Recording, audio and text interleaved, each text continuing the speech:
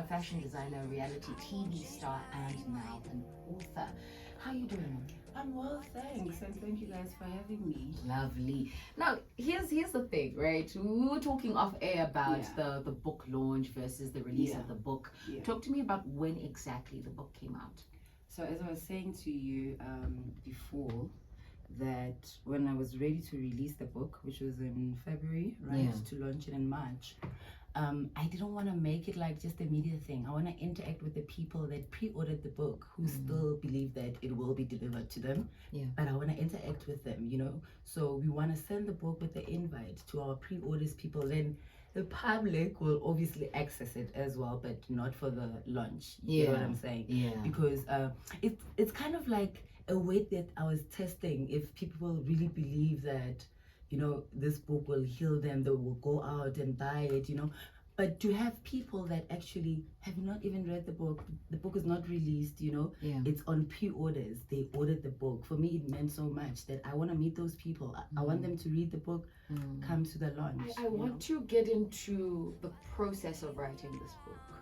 Obviously, you are penciling down some of your most difficult experiences. And it took me... Yes, please, go ahead. I think it took 3.5 years of writing this book, where I can tell you that we officially said we are done.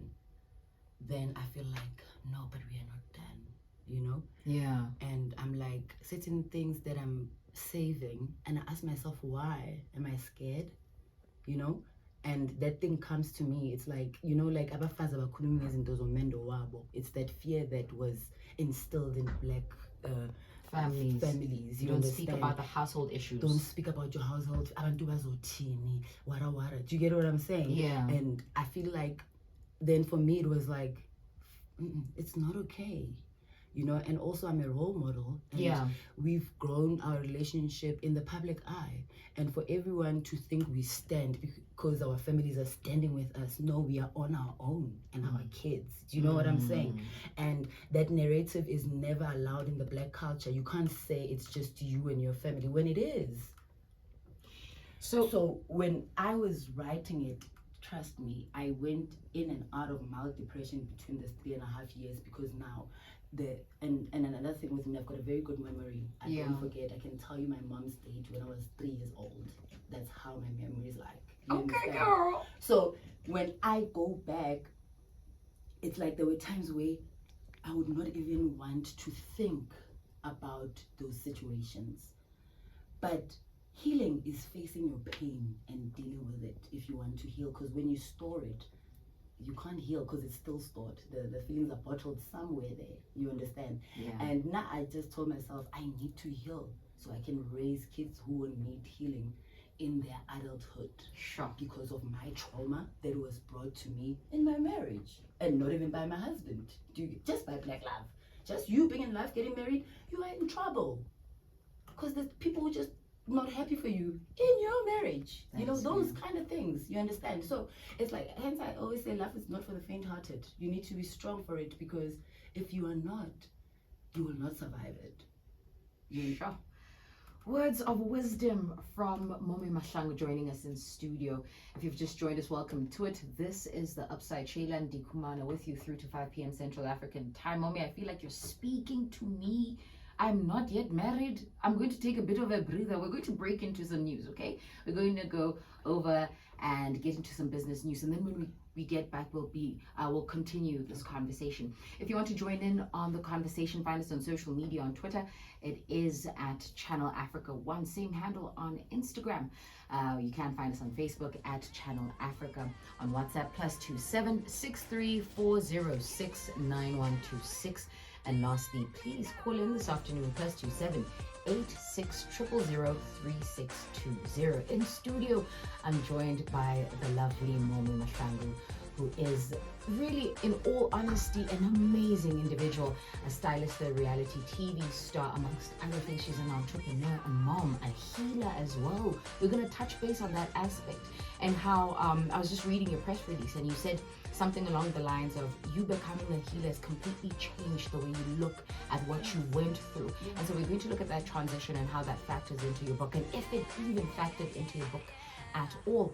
All this and more on the upside. Tell a friend to tell their friends that DSTV's 802 is where you find us. If not, 628 on OpenView HD. We are available on that SABC Plus app. And lastly, www.channelafrica.co.za. 30 minutes after 4 p.m. Central African time. Time for Ayanda Mkhwanazi to give us that final business news update. Up for the third and final hour. Welcome to it. The Upside is the name of the show, Shéila Ndikumana, but I'm not alone in studio. Joining me in studio is fashion designer, stylist, entrepreneur, fitness enthusiast, wellness advocate, reality TV star, mom, wife, healer, and now author Mome Mahlangu. And alongside the superstar is Mongezi Mahlangu, who's also known as Tol Ass Mo. He's a comedian, an entrepreneur, and a TV personality. Good afternoon to you, sir. Afternoon, good afternoon. Thank you so much for having me here. Lovely. So how's the gaming business going? The gaming business is going quite well. I mean, the fourth industrial revolution is what's taking over the world right now. Yeah. Non-contact sports is spreading around Africa. Africa wants to be pioneers within the world of fourth industrial revolution. So me spreading the word out there and pushing the word of esports and 4IR has been going very well. Well received around the country, well received around the world. And on top of that, one thing that I love about 4IR is that it also helps develop kids from a very prime age to be, how can I say, forefront runners in the world in the near future, you know, because all the jobs are changing, jobs are being automated, so you don't want your kids to be studying for things that won't have any placement in the near future. So listen, there's Radio GPT. I froze when I heard that. Yeah. There's a whole entire radio station that's operating off artificial intelligence. That's alone. correct. That froze me. I thought to myself, how long will we be doing this? But I mean, radio is a personal space, so you need to have a host. Nevertheless, I want to tap into the book, right? Dubbed Mome's Depth of Black Love and the Journey to Wellness. I want to get your thoughts and views. Obviously, you're an item, you're a pair, you're married. When you were reading the book, were you finding healing? Yes, I mean, I wrote the foreword on the book because it is based on both our lives and our families, and I found healing writing the book, you know, with my wife, like, you know, because obviously I was interviewed, you know, on the book, and I got to speak about the things that really, how can I say, tore us apart in terms of black love, you know, and what really gave us a tough time and what were the good times, and how did we go about fixing those things, and how did we go about overcoming the difficulties.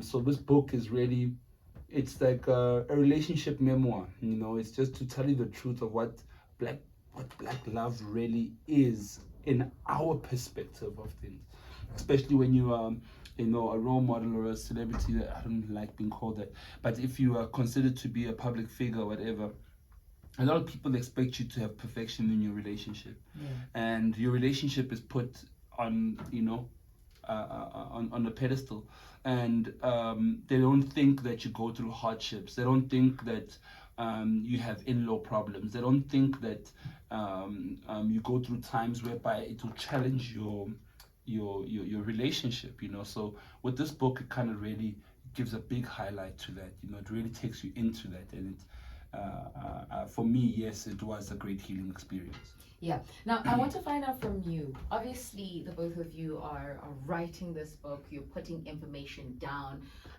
the pains, and also, I believe, the blessings within the pain. Is there anything that surprised you, Mr. Mahlangu, in terms of what you found in the book that your wife wrote about you? It's not even just about what my wife wrote about me. There's many people's testimonies in this book too. Yeah. It's not just my wife's side of the story. It's a lot of people's testaments. I mean, my little sister is also one of the people who had a testament on the book, and that really, really, you know, reading about the relationship she had with my mother and with Mome, and being a sister-in-law at such a young age, what it meant for her, and what, you know, what were her challenges, what was her responsibilities, you know.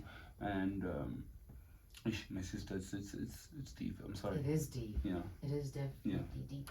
Mome, on your end, are some of the things that you read that Mo wrote down, did they shock you? Were there certain things where you're like, I didn't know this about myself, and now I'm just discovering it through a different lens? I think also from my husband's forward, I learned other things about myself that he's seen in me that I don't see myself, you know. And it kind of like made me cry when I read it, because I was just like, it's something that I don't really see in myself, you know. And also looking at the stories, I remember there was a time when, I think it was sometime last year, as I said, this thing brought me in and out of light depression type of thing, you know, now and then, you know. I remember when I walked into my therapist's office, she also had a contribution because she's been on the journey with me. I mean, she's been my therapist for the past 7 years, you know. And she said to me, Mome, you look exhausted. I think we need to put you on a lighter depression pill, right? And I said, no, I'm not gonna do that. And then she said, but I don't like seeing you like that. And I'm like, it's because I'm going through my healing, and because of this book that I'm writing, feelings come and go. I feel emotional, at times I feel tired, and I've made myself understand that this is a process of my healing journey, you know, and I won't heal if I'm not feeling this, you know. And now I'm paying attention, because over the years everything was moving. I was busy. I could not even tell if this thing is hurting me. I just keep it moving, you understand. And now that I've reached a point where I'm paying attention actually to myself, you know, and saying that self-care is very important, and I want my daughters to learn that marriage is not an achievement, it's a blessing. When you have it, you are blessed, you understand, but it's not an achievement. You can achieve other greater things, you know, because if they don't understand that, they will want to try and force themselves to belong in situations where they're rejected. And rejection plays a huge role in depression as well, you know. So the book for me it's not just about my story, but it's about helping people find balance with their mental health. People understand not to accept and tolerate anything and everything because you are expected to take it as it's given to you, you know. But remember, when you're in marriage, you are creating and expanding your family. So there's certain things that you want for your family that the outside cannot provide. It can be your family. Your uncle cannot be your therapist. You can't go tell your uncle your problems with your husband. If he's not married, what advice is he going to give you? You understand? So if I've been with my therapist who's been married for 30-something years, and she's been with me for 7 years, so you understand what kind of advice do I get from her. It has no judgment. It doesn't know me. It doesn't know Mo. It focuses on the situation. So when it involves the family, then it's known that we will stand on his side, even if he's wrong, or we will stand on her side, even if she's wrong. It's almost like what you always say, baby, that don't let your family destroy your family. Which is something that not everyone understands, but it happens. Like we allow our families to destroy our families. Sheesh. We're going to get into our closing questions, but I want to pick us up a bit mood-wise. Yes. So we're having a discussion. Both my producer and I are unmarried, not married as yet, and we were just talking about the 50-50 concept. You know? 50-50. My brother, listen to me. Even I don't know. So we're asking because we don't know these things. Yes, that my wife needs to make. She knows her role in the household. I know mine. My wife can't be the one who's telling the gardener to go and cut down the grass, or to go and get the horses from the thingy, or to go and feed the pigs, or to wash the dog. Those I feel are automatically my responsibilities. You know what I'm saying? My wife and I had a really big debacle with feminists and stuff like that, you know, through the debacles that we went through in our life. And one thing that always comes out is that, you know, feminism is one-sided. You know what I'm saying? And it does not really work in an African setting. Yes. It doesn't work in an African setting as expected to work in, you know, in general, in society, you know. So what we then came to realize is that if you want to be a feminist, that means that you need to do what men do as well. So it means if you are called to pick up arms and fight for your country, you are not exempt from that. That means that you need to do the very same thing. In a 50-50 relationship, if someone barges into this room right now and threatens our lives, do I jump behind you, ladies? Or you will expect me to stand up and do something about it? Fair play. You understand what I'm saying? So sometimes we have to look at the obvious and really, really get ourselves back to the basics of who we are in society. Malume ki mang, what is Malume's role? Rakgadi ki mang, what is her role? Tate Moholo ki mang, what is his role? Mele ntate, same thing. So if we get back to that again, I believe that we'll have a much more greater society. Sorry, love. It's like this thing of when we say in the healing spaces, when we say pepe ya ngwana ke rakgadi. You understand? So ngwana o tlo fodisa ke rakgadi wa hae. It's there. We need to translate that for Sheilas who don't understand. Pepe ya ngwana ke rakgadi, it means that the greatest medicine for a child is his aunt. Is the aunt from the father's side. And I think this is where we're going to wrap up the conversation. Thank you so much, both for your time. Listen, I want to take both of you and put you inside my pocket, but we need to jet off into the sports news update. We hand over to you, Fikile Lumati. For a second, I won't change my